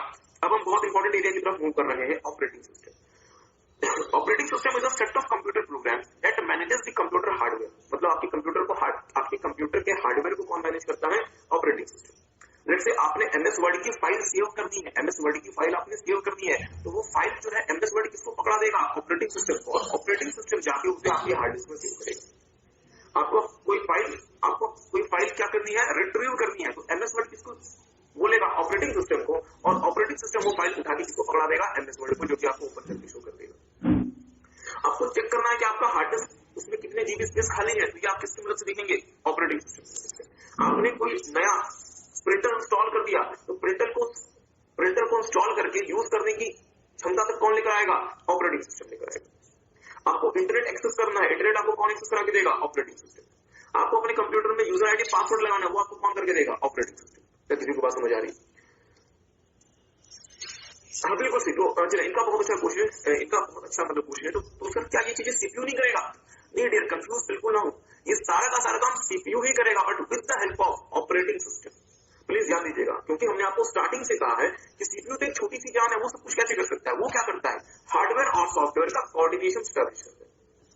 क्या मेरी बात आप समझ पाए? जैसे फॉर एग्जांपल, अगर आपको कोई सॉन्ग प्ले करना है, तो वो करेगा तो सीपीयू ही, पर सीपीयू क्या खुद से सॉन्ग प्ले कर देगा? नहीं, वो ऑपरेटिंग सिस्टम और एप्लीकेशन सॉफ्टवेयर की मदद से वो सॉन्ग प्ले करेगा। ठीक बात। तो मेरे साथ साथ देखेंगे, operating system act as a intermediatory between the man and the machine. मतलब ऑपरेटिंग सिस्टम क्या करता है, मुझे कंप्यूटर के साथ डील करने में मदद करता है। मैं यदि कंप्यूटर को ऑपरेट कर पाता हूं, डियर तो क्यों कर पाता हूं, ऑपरेटिंग सिस्टम की वजह से। Application software requires an operating system to function. अगर आपको किसी भी एप्लीकेशन सॉफ्टवेयर को रन करना है, तो एप्लीकेशन सॉफ्टवेयर को आपके कंप्यूटर के इंटरनल फंक्शंस का नहीं पता। आपके कंप्यूटर का इंटरनल फंक्शन किसकी रिस्पॉन्सिबिलिटी है, ऑपरेटिंग सिस्टम की। और यदि एप्लीकेशन सॉफ्टवेयर को किसी भी चीज के लिए मदद चाहिए, तो वो किसके पास जाएगा, ऑपरेटिंग सिस्टम के पास, और ऑपरेटिंग सिस्टम उसको असिस्ट करेगा और वो टास्क पूरा करके दे देगा। याद है हमने आपको हमेशा एक फोटो बनवाई थी, हमने कहा था कि सर सबसे नीचे क्या रन हो रहा होता है, हार्डवेयर। इस हार्डवेयर के ऊपर क्या रन हो रहा होता है, ऑपरेटिंग सिस्टम या फिर सिस्टम सॉफ्टवेयर, और इसके ऊपर क्या रन हो रहा होता है, एप्लीकेशन सॉफ्टवेयर। और यूजर, ये हमारा यूजर है। ये फोटो बनवाई थी ना हमने, पहले नहीं बनवाई थी क्या? वो सबसे ज्यादा किससे कंसर्न होता है, एप्लीकेशन सॉफ्टवेयर। जैसे अभी भी क्लास में बैठे बहुत सारे बच्चे पबजी खेल रहे होंगे, या फिर बहुत सारे बच्चे व्हाट्सएप पे लगे होंगे, मतलब they are only concern with what, application software. But वो इस बात को भूल गए कि उस एप्लीकेशन सॉफ्टवेयर को कौन रन करके दे रहा है, सर जी एंड्रॉइड, मतलब ऑपरेटिंग सिस्टम। और आपके फोन मींस आपका फोन का हार्डवेयर भी फंक्शन कर रहा है, जैसे फोन का सीपीयू इस्तेमाल हो रहा है, फोन का रैम यूज हो रहा है, फोन के जितने भी अंदर के केबल्स हैं उनमें से डेटा फ्लो हो रहा है, बट आपको उससे कभी लेना देना नहीं रहता। आप तो अपने आप कहां लगे हुए हैं, पबजी में लगे हुए। ठीक बात है। Means user, being a user, मैं सबसे ज्यादा खरीद किसके महसूस करता हूं, एप्लीकेशन सॉफ्टवेयर की। बट उस एप्लीकेशन सॉफ्टवेयर को रन करने के लिए मुझे क्या चाहिए, ऑपरेटिंग सिस्टम। और फाइनली इन सबके लिए मुझे क्या चाहिए, हार्डवेयर। मुझे क्या चाहिए, कंप्यूटर हार्डवेयर। आई होप आपको बात समझ आई। ठीक बात है। तो मेरे साथ साथ देखेंगे, some popular OS are Windows, Linux, Mac etcetera. सबसे ज्यादा तो सिर्फ विंडोज इस्तेमाल होता है, और कुछ लोग आज के समय मैक भी यूज करते हैं, और जो लोग मतलब प्रोग्रामर टाइप होते हैं वो लिनक्स भी यूज करते हैं। क्योंकि याद करें हमने आपको एंड्रॉइड में बात लिखवाई थी, क्या Android is a Linux based operating system. ठीक बात है। तो इस फोटो को क्या आप देख सकते हैं, चलिए ध्यान दीजिएगा, activities performed by operating system, this is very very very important. Operating system क्या करता है, सिंपल सी बात, सर जी हमारे लिए हार्डवेयर फंक्शन परफॉर्म करता है। कंप्यूटर के सारे हार्डवेयर को मैनेज करने का काम किसका होता है, ऑपरेटिंग सिस्टम का। Operating system performs various hardware function, provides user interface. मैं यदि उस हार्डवेयर से डील कर पाता हूं, मुझे एक बात बताए ना, मैं क्या हार्ड डिस्क को अपनी आंखों से देख के उसका स्पेस बता सकता हूं, नहीं। तो वो काम मेरे लिए कौन करता है, ऑपरेटिंग सिस्टम। मैं कंप्यूटर के हार्डवेयर से कम्युनिकेट कैसे करता हूं, ऑपरेटिंग सिस्टम की मदद से। तो ऑपरेटिंग सिस्टम मुझे एक यूजर इंटरफेस प्रोवाइड करता है, जिसकी मदद से मैं मशीन के साथ कम्युनिकेट कर सकता हूं थ्रू ऑपरेटिंग सिस्टम। सिंपल। देखिए, provides user interface, operating system provides user interface to user which enables him to communicate with the machine। अगर आप मशीन से कम्युनिकेट कर पाते हैं, तो आप क्यों कर पा रहे हैं, क्योंकि आपके पास क्या है, ऑपरेटिंग सिस्टम। और वो ऑपरेटिंग सिस्टम आपके पास कहां पे स्टोर्ड है डियर, प्रेजेंटेशन लेयर में। अगर कोई बच्चा इसको और डिटेल में समझना चाहता है, तो मुझे बताया ना, यूजर के सबसे करीब क्या होता है, प्रेजेंटेशन लेयर। प्रेजेंटेशन लेयर का एक हार्डवेयर होता है, उस हार्डवेयर में क्या रन हो रहा है, ऑपरेटिंग सिस्टम। इसकी मदद से आप आगे कम्युनिकेट कर पाते हैं। ठीक है। आगे देखेंगे, OS operating system act as a intermediatory between the man and the machine. Intermediatory का मतलब होता है जो दो लोगों के बीच में लिंक बनाने का काम करता है। तो मैं ये कह सकता हूं डियर, ऑपरेटिंग सिस्टम दो प्रकार के इंटरमीडिएटरी का काम करते हैं। पहला मैन और मशीन के बीच में, और दूसरा मशीन और एप्लीकेशन सॉफ्टवेयर के बीच में। मतलब अगर कोई एप्लीकेशन सॉफ्टवेयर रन होना है किसी मशीन में, तो उसके लिए आपको क्या चाहिए, ऑपरेटिंग सिस्टम। और यदि मैन को मशीन से कम्युनिकेट करना है, तो उसके लिए आपको क्या चाहिए, operating system. Today operating system uses graphical user interface where icons and menus are used. तो मेरी बात पे ध्यान दीजिएगा डियर, किसी जमाने में डॉस होता था, डॉस। किसी ने नाम सुना है डॉस का? नहीं, डॉन नहीं, ये किसने कहा, डॉन किसने कहा, नहीं, डॉन नहीं, डॉस। डॉस का फुल फॉर्म था डिस्क ऑपरेटिंग सिस्टम, और डॉस को बेसिकली माइक्रोसॉफ्ट ने ही बनाया था, बट डॉस में डियर जो ऑपरेटिंग सिस्टम या डॉस में जो यूजर इंटरफेस था वो था कमांड बेस्ड। मतलब किसी भी चीज को परफॉर्म करने के लिए आपको कमांड को टाइप करना पड़ता था, मींस आपको पहले कमांड याद करने पड़ते थे, फिर आप उसे टाइप करते थे। जैसे अगर आपको अपने सिस्टम को शट डाउन भी करना है तो भी आपको शट डाउन के लिए देखेंगे today operating system uses graphic user interface where icons and menus are used. तो आज के समय क्या यूज होता है? Graphic user interface. किसी जमाने में क्या यूज होता था? कमांड बेस्ड, मतलब command based interface. Okay, point number 3 में बाद में आते हैं, प्रोवाइड्स मेमोरी फंक्शन। देखेंगे OS provides memory management to the computer like how the memory is access, maximization of available disk storage etcetera. मतलब आपकी मेमोरी को आपको एक्सेस कैसे करना है वो आपको कौन बताएगा?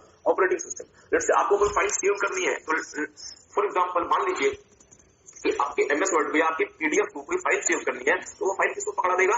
ऑपरेटिंग सिस्टम को। तो क्या ऑपरेटिंग सिस्टम आपके हार्ड डिस्क में वो फाइल कहीं भी जाके रख दे, या वो देखेगा कि कहां तक की हार्ड डिस्क में फाइल रखी गई है, मैं इसके बाद ही इस फाइल को रखूंगा ताकि जो डिस्क स्पेस है वो मैक्सिमाइज हो सके। तो ऑपरेटिंग सिस्टम क्या करेगा? प्रॉपर तरीके से आपकी मेमोरी का मैनेजमेंट करेगा। So take some time, देखेंगे provides file management, OS keeps a track of where each file is kept in the disk and keeps a record of it, thereby provides file management system। Operating system ने memory में जाके जहां पे वो file रखी है OS उसका record रखता है ताकि जब आपको फाइल एक्सेस करनी होगी ऑपरेटिंग सिस्टम उस फाइल को उठा के लाके आपको एक्सेस करके दे देगा। देखेंगे टास्क मैनेजमेंट। अब ये बहुत महत्वपूर्ण है सर जी, टास्क मैनेजमेंट। पहले क्या होता था? पहले आपको जैसे कि पता है कंप्यूटर में किसी भी काम को परफॉर्म करने के लिए क्या यूज होता है? सीपीयू। अब थोड़े समय तक पहले ये होता था डियर कि लेट्स आपको कोई टास्क परफॉर्म करना है तो वो टास्क क्या करता था? पूरे के पूरे सीपीयू की कैपेसिटी को यूज कर लेता था। मतलब टास्क सीपीयू के पास जाता था और पूरा का पूरा सीपीयू जो है वो उसी टास्क के चक्कर में यूटिलाइज हो जाता था, और सीपीयू के पास जो भी कैपेसिटी है पूरी की पूरी कैपेसिटी इसी टास्क के चक्कर में इस्तेमाल होती थी। अब जैसे अगर आपको टास्क 2 परफॉर्म करना है तो आपको पहले टास्क 1 को क्लोज करना पड़ता था, तब जाके सीपीयू वहां से रिलीज होता था, फिर वो जाके टास्क 2 के लिए इस्तेमाल होता था। अगर आपको टास्क 3 परफॉर्म करना है तो आपको टास्क 2 को क्लोज करना पड़ता था, तो जाके सीपीयू की कैपेसिटी रिलीज होती थी, फिर वो टास्क 3 के लिए इस्तेमाल होता था। मींस इस तरीके से फंक्शन होता था। ऑपरेटिंग सिस्टम ने क्या कहा? ऑपरेटिंग सिस्टम ने कहा कि हम किसी भी एप्लीकेशन सॉफ्टवेयर को या किसी भी टास्क को हम सीपीयू को कैप्चर करने नहीं देंगे। हम सीपीयू को कैप्चर करने नहीं देंगे। इस टास्क को या इस एप्लीकेशन सॉफ्टवेयर को कितना सीपीयू की क्षमता, इस टास्क को सीपीयू की कितनी क्षमता की रिक्वायरमेंट है वो हमें बता दें, हम सीपीयू की उतनी ही क्षमता उसे प्रोवाइड करें। मैं ये कहना चाहता हूँ डियर कि लेट्स से मुझे अगर पीडीएफ रीड करना है तो पहले ये होता था कि जो मेरा पीडीएफ रीडर है वो 100% सीपीयू के ऊपर कब्जा जमा लिया करता था और कहता था कि जब तक पीडीएफ रीडर ओपन है मैं सीपीयू को कहीं नहीं जाने दूंगा। तो इसका मतलब इस बीच में यदि मुझे गाने सुनने तो मैं गाने नहीं सुन सकता था, मुझे पहले पीडीएफ रीडर को क्लोज करना पड़ता था, तो जाके सीपीयू मेरा वहां से रिलीज होता था, फिर वो कहां ऑक्यूपाई हो जाता था? वीएलसी मीडिया प्लेयर द्वारा। ऑपरेटिंग सिस्टम ने कहा कि अब हम ये चीजें बर्दाश्त नहीं करेंगे। जिस भी एप्लीकेशन सॉफ्टवेयर को या जिस भी टास्क को अगर प्रोसेसिंग की रिक्वायरमेंट है, सीपीयू की क्षमता की रिक्वायरमेंट है, वो हमारे पास आए और हम ऑपरेटिंग सिस्टम की उतनी ही क्षमता, जितनी क्षमता की आपको रिक्वायरमेंट है एक्जेक्टली उतनी ही क्षमता हम आपको अवेलेबल कराएंगे। इसका मतलब ये हुआ कि अगर पीडीएफ रीडर का काम ऑपरेटिंग सिस्टम के 5% कैपेसिटी से हो जाता है तो पीडीएफ रीडर को कितना दिया जाएगा? 5%, मतलब 95% खाली रहेगा। और पीडीएफ रीडर जो पहले पूरा का पूरा ओएस का पूरा का पूरा सीपीयू ऑक्यूपाई करके बैठ जाता था, अब ये चीजें नहीं चलेंगी। प्लीज मेरी बात पर ध्यान दीजिएगा। मींस ऑपरेटिंग सिस्टम अब क्या करेगा? आपके सीपीयू की कैपेसिटी का, आपके सीपीयू की क्षमता का ऑप्टिमम यूटिलाइजेशन करेगा ताकि जो 95% डीआरबी स्पेस हमारा खाली पड़ा हुआ है उसे आप दूसरे टास्क में इस्तेमाल कर सकते हैं। It is known as multitasking. इसे हम क्या नाम देते हैं? मल्टीटास्किंग। पहले मल्टीटास्किंग क्यों पॉसिबल नहीं थी? क्योंकि जो भी टास्क आप क्लिक करते थे, जिस भी टास्क पे आपने क्लिक किया वो 100% सीपीयू को ऑक्यूपाई करके बैठ जाता था। वो कहता था भले मेरा काम 5% में चल जाएगा बट मैं पूरा का पूरा सीपीयू यूज करूंगा। तो बाद में समझदारी दिखाते हुए ऑपरेटिंग सिस्टम ने क्या कहा? उसने कहा कि सर जी आपको हम सीपीयू के पास नहीं जाने देंगे, आपको जितना सीपीयू की क्षमता की रिक्वायरमेंट है उतना हम आपको प्रोवाइड करेंगे, और अगर आपका काम 5% से चल जाएगा तो पूरा का पूरा सीपीयू आपके कब्जे में नहीं आएगा। हम आपको 5% क्षमता अवेलेबल करा देंगे, 95% खाली रहेगी जो हम बाकी टास्क के लिए इस्तेमाल करेंगे। मतलब हम एक बार में एक से ज्यादा टास्क परफॉर्म कर सकते हैं एट द सेम टाइम। इसको क्या नाम देंगे? मल्टीटास्किंग। मल्टीटास्किंग मेरे साथ देख लीजिएगा। OS helps optimum utilization of processor resources. It made multitasking. Multitasking refers to the operating system ability to execute 2 or more tasks simultaneously. मतलब मल्टीटास्किंग में क्या होता है? 2 या 2 से अधिक टास्क एक बार में इस्तेमाल हो पाते हैं, क्योंकि अब कोई भी टास्क ऑपरेटिंग सिस्टम के थ्रू ही सीपीयू के पास जाएगा, न कि वो सीधा ही पूरे के पूरे सीपीयू पे अपना अधिकार जमा के बैठ जाएगा। ठीक बात है। तो मल्टीटास्किंग क्या होता है? ऑपरेटिंग सिस्टम की वजह से एक बार में साइमल्टेनियसली 2 या 2 से ज्यादा टास्क को हम एक साथ प्रोसेस कर सकते हैं। It is known as multitasking. Provides network capability. आपका डिवाइस जो इंटरनेट से कनेक्ट होता है, वाईफाई से कनेक्ट होता है, ब्लूटूथ से कनेक्ट होता है या जीपीआरएस से कनेक्ट होता है, वो कनेक्टिविटी किसकी वजह से आती है? ऑपरेटिंग सिस्टम की वजह से। तो अगर आपके व्हाट्सएप को आपका इंटरनेट यूज करना है तो उससे आपके फोन का इंटरनेट समझने की रिक्वायरमेंट नहीं है। वो किससे इस बात की जानकारी ले लेगा? ऑपरेटिंग सिस्टम से। देखिए sir ji, OS enables the system to connect through network and Bluetooth etc. और finally provides logical access security. जैसे आप अपने फोन में आप क्या लगा सकते हैं? आप उसमें पासवर्ड लगा सकते हैं। आप अपने कंप्यूटर में आप क्या लगा सकते हैं? पासवर्ड लगा सकते हैं। तो वो पासवर्ड भी लगाना किसने अलाउ किया? ऑपरेटिंग सिस्टम ने। OS provides logical access security like user ID, password etcetera. तो एक काम करें, एक बार इन सारे पॉइंट्स को देख लें, फिर पॉइंट नंबर 3 आपके साथ बाद में देखेंगे। अभी मतलब करता है हार्डवेयर फंक्शन करता है, तो मतलब हार्डवेयर के फंक्शन को मैनेज को मतलब परफॉर्म करता है। हमें यूजर इंटरफेस देता है, मेमोरी मैनेज करता है, फाइल मैनेज करता है, टास्क मैनेज करता है। हमें वो लॉजिकल एक्सेस सिक्योरिटी देता है और हमें वो नेटवर्क की कैपेसिटी देता है। एक डियर बहुत इंपॉर्टेंट एरिया, एक बहुत इंपॉर्टेंट टॉपिक है, provides hardware independence to the app developers. बहुत ध्यान से मेरी बात को सुनिएगा। Provides hardware independence to the app developers. मुझे पता है ऐप डेवलपर्स कौन होते हैं? Who is app developer? या फिर ऐप डेवलपर का फुल फॉर्म क्या है? एप्लीकेशन डेवलपर मतलब जो आपके लिए एप्लीकेशन सॉफ्टवेयर की कोडिंग करते हैं। अब मेरी बात को थोड़ा सा ध्यान दीजिएगा। लेट्स से हम बात करते हैं टेली सॉफ्टवेयर आप सबने यूज किया होगा। अब लेट्स से मुझे एचपी के कंप्यूटर में टेली चाहिए। एचपी के कंप्यूटर में ये इसमें i3 का प्रोसेसर है, 11 इंच की स्क्रीन है और 1280 इंटू 720 का रेजोल्यूशन। इसको आपको समझना नहीं, सिर्फ सुन लें। i3 का प्रोसेसर है, 11 इंच की स्क्रीन है और 1280 इंटू 720p का रेजोल्यूशन है। ठीक बात है। और इसमें कोई भी फिजिकल की नहीं है, कोई भी फिजिकल बटन नहीं है। फिजिकल बटन बोलना चाहिए, कोई भी फिजिकल बटन इसमें नहीं है। दूसरा कंप्यूटर भी एचपी का ही है मेरे ऑफिस में। इसमें i7 प्रोसेसर लगा हुआ है, 17 इंच की स्क्रीन है, फुल एचडी रेजोल्यूशन है और मेरे कंप्यूटर में ही 4 फिजिकल बटन है और ये भी एचपी का ही। ठीक बात है। तीसरा कंप्यूटर हमने लेनोवो का लिया हुआ है जिसमें 13 इंच की स्क्रीन है, अल्ट्रा एचडी इसका रेजोल्यूशन है, i5 का प्रोसेसर है और 2 फिजिकल बटन। सिर्फ और सिर्फ मेरी बात को सुन ले, नोट कुछ नहीं करना। चौथा कंप्यूटर लेट्स हमने आसूस का लिया हुआ है जिसमें 15.6 इंच की स्क्रीन है, एंटी ग्लेयर स्क्रीन है, i5 पे काम करता है और 7th जनरेशन प्रोसेसर यूज करता है। तो कंफ्यूज बिल्कुल ना हो, सिर्फ मेरी बातों को सुन ले।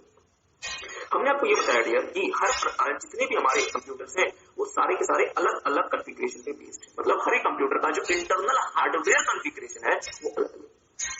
हर कंप्यूटर का रेजोल्यूशन अलग है, हर कंप्यूटर का फिजिकल लेआउट अलग है, हर कंप्यूटर का सीपीयू अलग है, उसका जो आर्किटेक्चर हो सकता है वो भी अलग। अब मेरा आपसे छोटा सा सवाल है, यदि मैं टेली का डेवलपर हूं तो क्या मैं हर कंप्यूटर के हिसाब से, हर कंप्यूटर की कॉन्फ़िगरेशन के हिसाब से टेली को डेवलप करूंगा? ये क्या ये मेरे लिए पॉसिबल है? नहीं। और हो सकता है यदि मुझे हर कंप्यूटर के रिजोल्यूशन के हिसाब से टेली को डेवलप करना पड़ेगा, हर कंप्यूटर की कॉन्फ़िगरेशन के हिसाब से यदि मुझे टेली को डेवलप करना पड़ेगा, तो हो सकता है कि मैं हिमालय चला जाऊं, मैं मुंह माया से क्या ले लूं, मैं संन्यास ले लूं। और मैं हो सकता है कि बोलूंगा कि दुनिया में सब कुछ मुंह माया है और मैं दुनिया और संसार से संन्यास ले लूंगा। एग्री करते हैं? अगर मुझे हर अलग अलग प्रकार के हार्डवेयर कॉन्फ़िगरेशन के लिए, अगर मुझे अलग अलग प्रकार के लिए मुझे अगर सॉफ्टवेयर को कोड करना पड़ेगा, क्या मेरी बात किसी को समझ आई? और ये दुनिया में बहुत बड़ा चैलेंज बन गया है क्योंकि आप लोगों को मना तो नहीं कर सकते, आप अलग अलग मैन्युफैक्चरर्स को मना नहीं कर सकते कि सर ये सेम साइज रखो, सेम रेजोल्यूशन रखो, सेम प्रकार का रैम दो, सेम प्रकार का हार्ड डिस्क दो। You can not bound everybody. तो यहाँ पे कौन आया? यहाँ पे आया ऑपरेटिंग सिस्टम। और ऑपरेटिंग सिस्टम कहता है सारे के सारे ऐप डेवलपर्स को कि सर जी तुम यार एक स्टैंडर्ड ऐप बना दो। उस ऐप को हम क्या करेंगे, अलग अलग सिस्टम के कॉन्फ़िगरेशन के हिसाब से हम खुद ही उसे कस्टमाइज कर लिया करेंगे, तुम्हें परेशान नहीं होना। मतलब अब मेरे ऐप डेवलपर्स को इन कंप्यूटर्स के इंटरनल हार्डवेयर को समझने की रिक्वायरमेंट नहीं है, इन्हें हार्डवेयर पे डिपेंड नहीं होना और ये हार्डवेयर से इंडिपेंडेंटली अपने एप्स को डेवलप कर सकते हैं। क्या मेरी बात किसी को समझ आई? इसका हम नाम देते हैं provides hardware independence to the app developers. पहले अदरवाइज क्या होता, हर एक ऐप डेवलपर को हर एक कंप्यूटर के हार्डवेयर के इंटरनल फंक्शन को समझना पड़ता और उसके हिसाब से काम करना पड़ता, जो कि प्रैक्टिकली पॉसिबल नहीं था ऐप डेवलपर्स के लिए। तो फिर इसकी जगह कौन आपकी मदद करेगा? Operating system. Take some time देखेंगे। As every computer may have different hardware configuration, it would be very difficult for app developers to write code for all different configurations. ठीक बात है. OS provides all needed codes to the application software so that app developers are not required to study the inner working of the computer. This gives hardware independence to the developers. ये hardware ये आपके developers को क्या देता है dear? Hardware independence देता है. अगर आपको बात समझ आई, ठीक बात है. ओके, तो टेक सम टाइम एक बार इसे अच्छे से रीड करेंगे, एक बार ध्यान से पढ़ेंगे. एपीआई फॉर दिस फंक्शन, तो इसका मतलब ये हुआ कि हार्डवेयर इंडिपेंडेंस जो ऑपरेटिंग सिस्टम प्रोवाइड करता है ऐप डेवलपर्स को, तो इसके लिए ऑपरेटिंग सिस्टम एक खास प्रकार का फंक्शन यूज करता है डियर. उसका नाम क्या है? एप्लीकेशन प्रोग्राम इंटरफेस या फिर एपीआई. एपीआई की मदद से ऑपरेटिंग सिस्टम ऐप डेवलपर्स को ये कहता है कि सर जी तुम्हें अलग अलग कंप्यूटर्स के हार्डवेयर को समझने की रिक्वायरमेंट नहीं है, तुम अपना सॉफ्टवेयर कोड कर दो और उस कंप्यूटर के हिसाब से जो भी कोड होगा वो हम एपीआई के थ्रू मतलब तुम्हें प्रोवाइड करा देंगे. तुम्हें उसके लिए अलग से कुछ भी परेशान नहीं होना.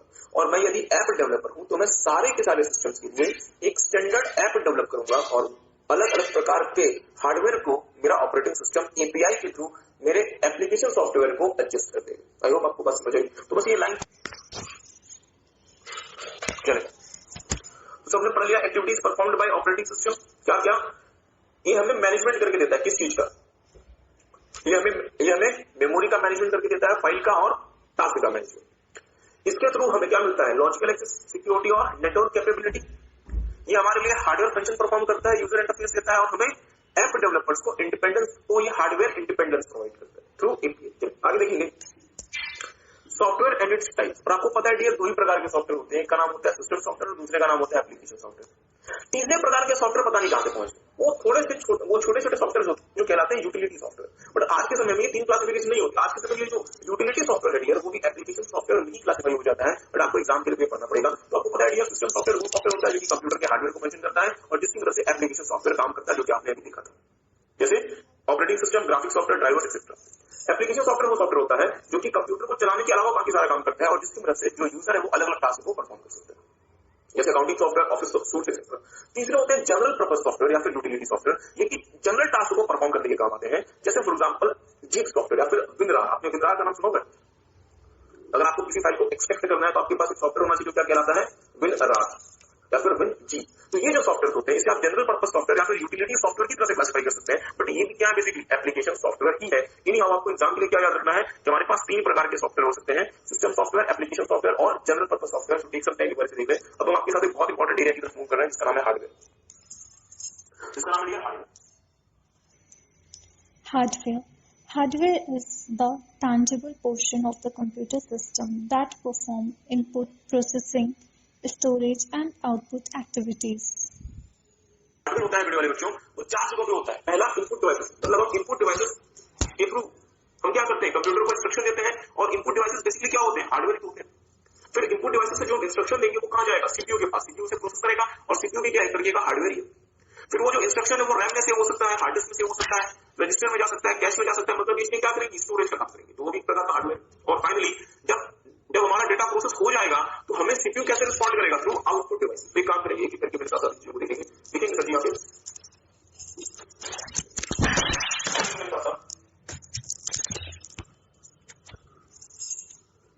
Hardware are used in Input devices. Hardware are used in the following four areas.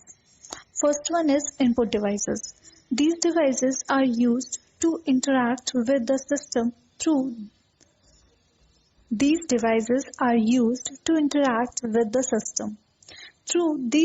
devices. Instructions are given to the system about the tasks to be performed. Input devices include keyboard, mouse, scanner, webcam, joystick, mic, barcode reader, etc. Second one is processing device, that is CPU. It is the hardware that is responsible for the execution of any kind of task in the computer system. CPU consists of three functional units. First one is control unit. Second one is ALU, that is arithmetic logical unit. Third one is register and processor register. Okay, so इसे अपन one by one देखते हैं.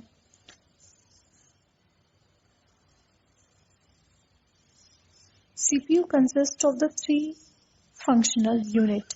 First one is control unit.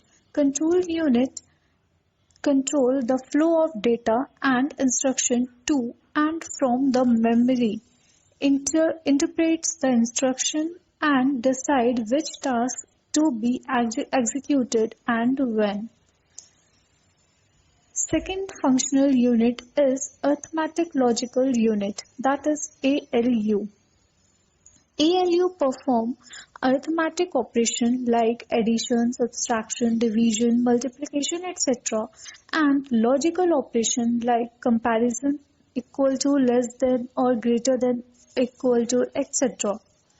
Now, third functional unit is register or processor register. These are very high speed memory within the CPU for storing very small amount of data, usually 16-bit to 64-bit.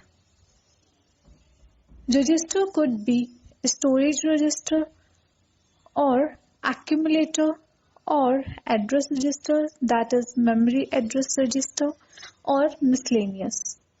So we have seen that register are of four types. First one is storage register. These registers are used to temporarily store data coming from or sending to main memory. Accumulator.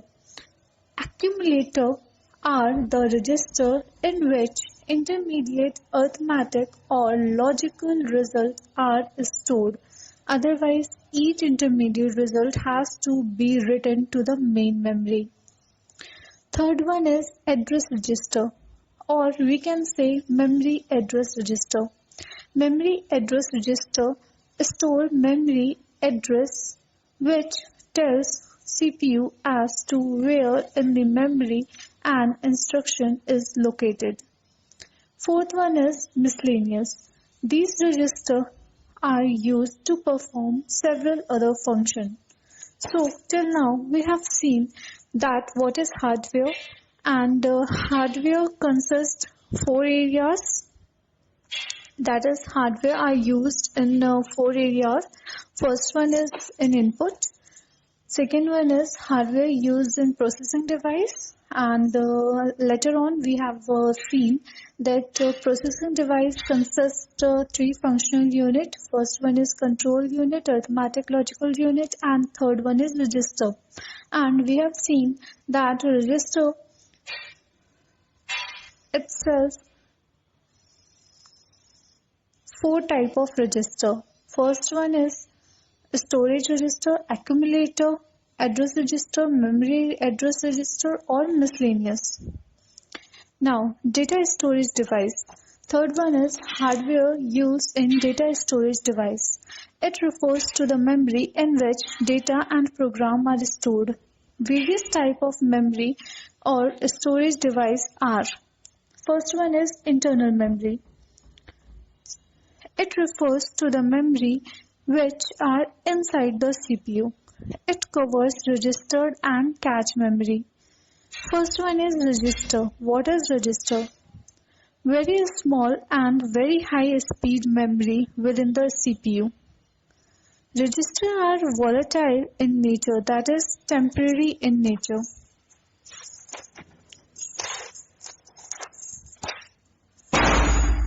Cache memory. Cache memory is a smaller and faster memory within the CPU which stores copy of most frequently used instructions so that processor can access it quickly and easily. As there is very significant speed difference between the CPU and primary memory, the accessing the primary memory again and again will adversely affect the CPU capacity. Hence, all the frequency used instructions are stored in cache memory. Cache memory can be up to 32 MB in size. Cache memory is volatile in nature. Second one is primary or main memory. They are quickly accessed by the CPU. Primary memory are of two types, RAM and ROM. RAM stands for Random Access Memory. RAM is a primary memory which is volatile in nature and all content of RAM is lost as soon as power is turned off. RAM stores those files and programs that are currently in operation. In RAM, data can be read as well as modified. RAM can be of two types, namely static RAM and dynamic RAM. RAM, that is random access memory, is found in almost all devices like laptop, smartphones, printer, desktop, etc. Now, second one is ROM, read-only memory. ROM is non-volatile memory which keeps the data on permanent basis. ROM, that is read-only memory, stores a small amount of data used for the initial booting of the computer system. ROM is read-only memory and modifying its content is very difficult. ROM can be following of three types. PROM, that is programmable read-only memory. EPROM, that is erasable programmable read-only memory. EEPROM, that is electronically erasable programmable ROM. And third one is secondary memory. It is a non-volatile in nature, used for storing information on permanent basis. These memory, it means secondary memory, are very high capacity and cheaper but relatively slow than the primary or internal memory. Some of the examples of secondary memory are hard disk, CD, DVD, pen drive, etc. Fourth one is virtual memory. It is not a separate memory or storage device, but an imaginary memory that is virtual, supported by some operating system like Windows, Mac, etc. If computer lacks RAM needed to execute the program, operating system creates a temporary space in the hard disk to compensate the RAM and combine that space with the physical RAM to run the program. In this way, by creating virtual memory, operating system helps the physical RAM. Virtual memory is the allocation of hard disk space on temporary basis to help the RAM. And third one is where hardware use is output device. Output devices are the devices through which system respond and show the user the result of the task given by the execution. Various output devices can be monitor, printer, speaker, projector, etc. A computer monitor can be CRT, that is cathode ray tube, or LCD in nature. LCD stands for liquid crystal display. Apart from this, we have seen a diagram for hardware. That is, first box represent input device, second box represent processing device, that is CPU. CPU में चार section होते हैं. First one is for control unit, second one is for ALU, that is arithmetic logical unit, third one is for cache memory, and fourth one is for register memory. Okay. Now again, then we have seen third box which represent output device. Okay. Now जो processing device है CPU, उसके नीचे आपका memory एक box आएगा, that is your primary memory, and उसके नीचे एक बॉक्स आएगा, that is your secondary memory. Primary memory कौन कौन सी होती है आपके, रैम हो गई और रोम हो गया, ठीक है। सेकेंडरी मेमोरी में क्या आ जाएगा, हार्ड डिस्क, प्रिंटर, ये सारी चीजें, that is which is required for storing purpose, ठीक है। सो input, processing device, CPU, CPU में 4 सेक्शन, देन आउटपुट डिवाइस, और सीपीयू की जो भी प्रोसेसिंग है उसको स्टोरेज के लिए 2 चीजें चाहिए, पहले आपकी primary memory and second is your secondary memory.